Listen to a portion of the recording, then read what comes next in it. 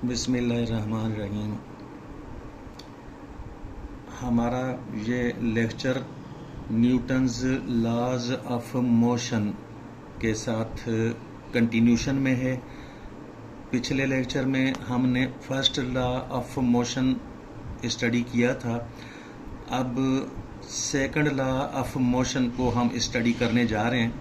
Question देखिए, question number 1 पिछले lecture में था, तो अब ये क्वेश्चन नंबर 2 आया है। State and explain Newton's second law of motion, also define the unit of force.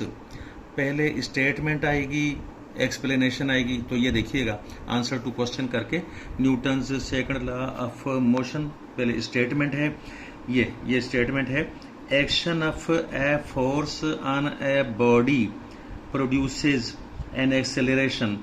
ये हमेशा के लिए याद रखिएगा कि फोर्स जब किसी बॉडी पर काम करती है, जब फोर्स किसी ऑब्जेक्ट पर एक्ट करती है, तो उस ऑब्जेक्ट के अंदर एक्सेलरेशन पैदा कर देती है।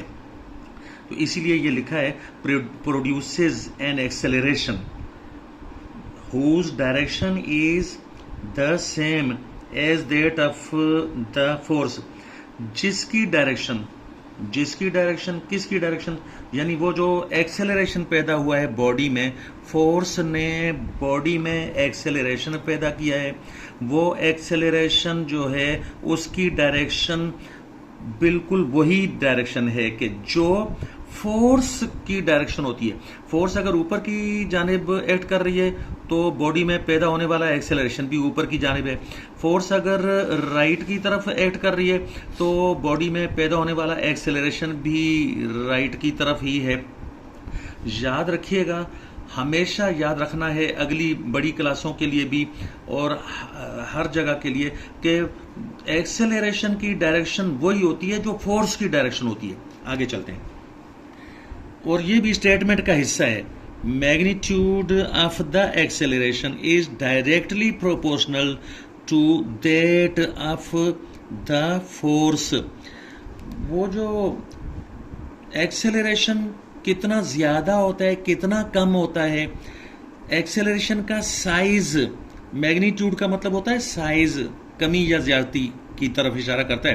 तो एक्सेलरेशन का मैग्नीट्यूड डायरेक्टली प्रोपोर्शनल होता है वो उसके मैग्नीट्यूड के साथ के जो फोर्स है। फोर्स का मैग्नीट्यूड अगर ज्यादा है तो एक्सेलरेशन का भी ज्यादा होगा, फोर्स का मैग्नीट्यूड अगर कम है तो एक्सेलरेशन का भी कम होगा। And inversely proportional to mass of the body. ये जो इनवर्सली प्रोपोर्शनल है ये वही चीज है। एक्सेलरेशन जो है वो डायरेक्टली प्रोपोर्शनल है फोर्स के साथ, और वही एक्सेलरेशन का यानी मैग्नीट्यूड जो है वो इनवर्सली प्रोपोर्शनल है मास ऑफ द बॉडी के साथ। आगे चलेंगे,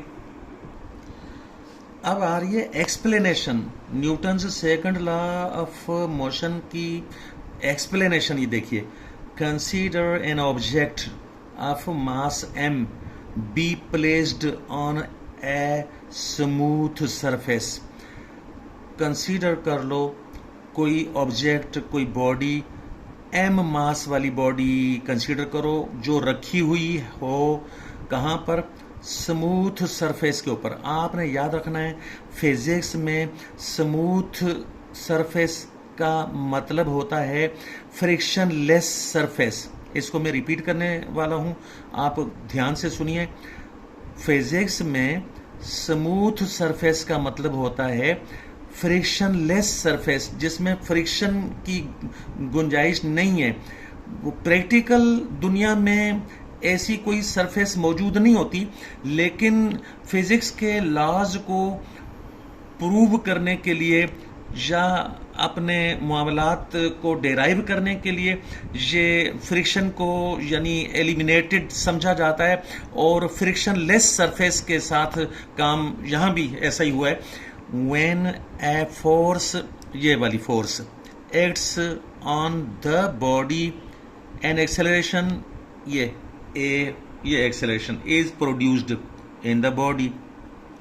तो आगे ये स्मूथ सरफेस के बाद ये देखिए, जब कोई फोर्स, जो ये फोर्स का नाम हमने रखा है एफ, वेक्टर का निशान इसलिए लगाया कि फोर्स वेक्टर क्वांटिटी है, वो अमल करती है किसी बॉडी के ऊपर, तो यानी उस बॉडी के ऊपर, द बॉडी यानी वही बॉडी जो ऊपर कंसीडर की गई है, उस बॉडी के ऊपर जब फोर्स अमल करती है तो फिर क्या होता है, ये देखिए, एन एक्सेलरेशन, ये वाला एक्सेलरेशन इज प्रोड्यूस्ड।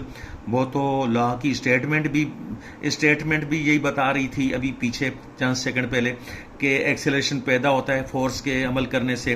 तो acceleration is produced in the body, body में एक्सेलरेशन पैदा हो जाता है, कहां पर, in direction of the force, force वाली ही डायरेक्शन में। और आगे ये देखिए, according to Newton's second law of motion, यानी कि न्यूटन के सेकंड लॉ ऑफ मोशन के मुताबिक, ये देखें इसके आगे, ये न्यूटन के सेकंड लॉ ऑफ मोशन के मुताबिक ये दोनों बातें स्टेटमेंट में आई हुई हैं। अब ये मैथमेटिकल फॉर्म में, ये देखिए, acceleration is directly proportional to force, यानी मैग्नीट्यूड है फोर्स का, एक्सेलरेशन जो है वो फोर्स के मैग्नीट्यूड के साथ डायरेक्टली प्रोपोर्शनल है। फोर्स ज्यादा होगी, एक्सेलरेशन भी ज्यादा हो जाएगा। एंड एक्सेलरेशन इज, दोबारा ये एक्सेलरेशन ए, तो एक्सेलरेशन का जो मैग्नीट्यूड है या एक्सेलरेशन खुद, ये इनवर्सली प्रोपोर्शनल, 1 करके जब करेंगे तो हम पढ़ने में यूं पढ़ेंगे, एक्सेलरेशन का मैग्नीट्यूड इनवर्सली प्रोपोर्शनल है मास के साथ। आगे देखिए, कंबाइनिंग बोथ द रिलेशंस, जहन में रखिएगा कि ये दोनों बातें जो हैं, ये एंड से पहले और एंड के बाद वाली ये दोनों बातें स्टेटमेंट में से आई हैं। फिर आगे, कंबाइनिंग बोथ द रिलेशंस, दोनों को कंबाइन कर देने से ये बन जाता है। आगे चलिए, या फिर मतलब है कि ये प्रोपोर्शनलिटी का निशान हटाकर इक्वलिटी का निशान लगाते हैं, तो ऐसा करने से एक कोई चीज इंट्रोड्यूस करवाते हैं जिसको हम बोलते हैं कांस्टेंट। तो ये पहले वाली ही चीज है, ये एफ अपॉन एम, और साथ में एक ये के जिसका नाम है, ये कांस्टेंट इंट्रोड्यूस करवा दिया। ये रूल है, कानून है कि जब प्रोपोर्शनलिटी का निशान हटाकर इक्वलिटी का निशान लगाते हैं तो साथ ही एक कांस्टेंट इंट्रोड्यूस करवा देते हैं। और आगे देखिए, फॉर दिस इक्वेशन, यानी ये इक्वेशन बन गई, इस इक्वेशन के लिए k इज इक्वल टू 1, ये यानी कि ये जो कांस्टेंट है जिसका नाम हमने k रखा है, इसकी वैल्यू हमने 1 रखी है। In any system of unit, कोई भी सिस्टम हो यूनिट्स का, तो उसमें k की वैल्यू 1 हमने मान ली है। और फिर उसके बाद, इसलिए ये जो इक्वेशन 1 जो पीछे अभी आने में दिखला देता हूं, बल्कि अभी 1 नंबर लगा दूंगा पीछे, तो इक्वेशन 1 इस तरह बन जाएगी, F is equal to ma। और इसको ये देखिए,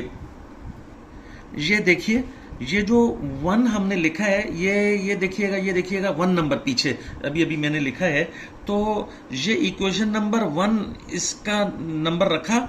और 1 इंप्लाइज दैट का मतलब है 1 की शक्ल ऐसी बन जाती है। 1 इंप्लाइज दैट का मतलब है 1 की शक्ल ऐसी बन जाती है।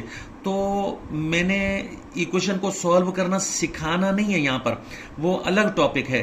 तो 1 नंबर इक्वेशन को जब आप सॉल्व करेंगे तो सॉल्व करने से इसकी शक्ल ऐसे बन जाएगी, अगर कांस्टेंट की वैल्यू 1 रखेंगे तो इसकी शक्ल ऐसे बन जाएगी।